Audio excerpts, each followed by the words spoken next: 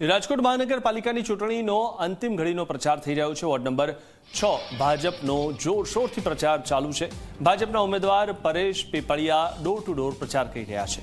પીપળિયાને સારો આવકાર મળતા તેમણે જીતનો વિશ્વાસ વ્યક્ત કર્યો છે। ફૂલ વર્ષા, ઢોલ નગારા અને ડીજેના તાલે જાન જતી હોય તેવો માહોલ જોવા મળી રહ્યો છે। 5 વર્ષ લોકોની વચ્ચે રહીને કામ કર્યા તે વાતનો ઉલ્લેખ પણ તેમણે કર્યો છે। મહત્વની વાત એ છે કે લોકોના જો તમે કામ કરશો અને ત્યારબાદ ફરી 5 વર્ષ બાદ લોકોની વચ્ચે જશો તો લોકોને કહેવું નહીં પડે કે અમને મત આપો, લોકો સામેથી મત આપવા માટે આવશે। પરંતુ જો લોકોના કામ ન કર્યા હોય 5 વર્ષ સુધી અને તમે જો લોકોની પાસે મત લેવા માટે જશો તો લોકો કહેશે કામ કર્યા નથી અને હવે મત લેવા માટે આવ્યા।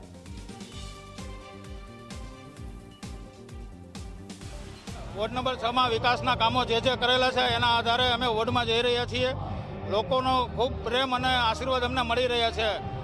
વિકાસના કામોની વાત કરું તો વોર્ડ નંબર 6 માં નવી વોર્ડ ઓફિસ બનાવી, નવું આરોગ્ય કેન્દ્ર, બેડીપરા ફાયર સ્ટેશનનું નવીનીકરણનું કામ મંજૂર કરાવેલું છે।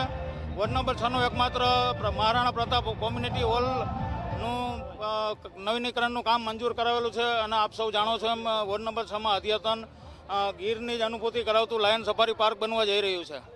મારી એક સ્વપ્ન છે, માંડા ડુંગર વિસ્તાર મારા વોર્ડ નંબર 6 માં આવે, છેવાડાનો વિસ્તાર છે, મધ્યમ વર્ગના લોકો ત્યાં વસવાટ કરે છે।